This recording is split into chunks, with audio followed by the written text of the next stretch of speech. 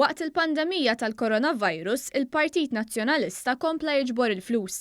Il-Partit tal-Pjetà ta' Adrian Delija ilu kważi xarejn minn mindu feċ l-ewwel każ ta' coronavirus jitlob in-nies iċemplu biex ituħ il-flus.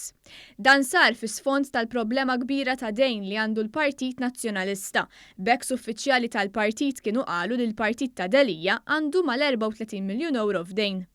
F'intervista s-sibt filgħodu, il-Kap Nazzjonalista Adrian Delija tkellem dwar id-djun tal-Partit Nazzjonalista u tefa' l-ħtija tal-problema fuq meta l-Partit Nazzjonalista kien immexxi minn esponenti mill-fazzjoni tal-eks Kap Nazzjonalista Simon Busuttil. L-ewwel mhux f'Novembru id-dejn tal-kumpanija tal-Partit kien ilu jakkumula għal snin twal ħafna. Fjum il-ħaddiem il-Partit Nazzjonalista organizzaw kol maratona ġbir ta' fondi sabiex jiġbor il-flus. Jien ħanħallik tkompli għaliex il-kap qed jipprova jlaħaq b'żewġ telefons xejn diffiċli, però minn punt li Dan fil-waqt li l-Partit Nazzjonalista spiċċa jbih ix-xirijiet sabiex jiġbor il-flus. Biraħ kellna programm ftit fit-tul iktar mis-soltu mill-4 sa 10 ta' filgħaxija fejn fjum il-ħaddiem aħna minna effort biex in-nies jgħinuna.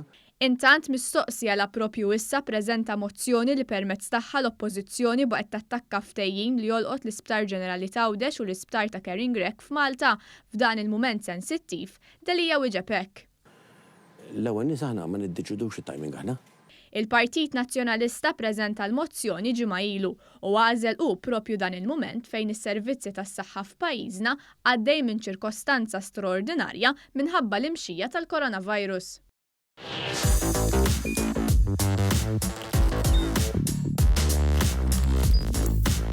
Idħol fuq one.com.mt u hemmhekk tista' tara l-programmi kollha li jxandru fuq One permezz ta' One Play.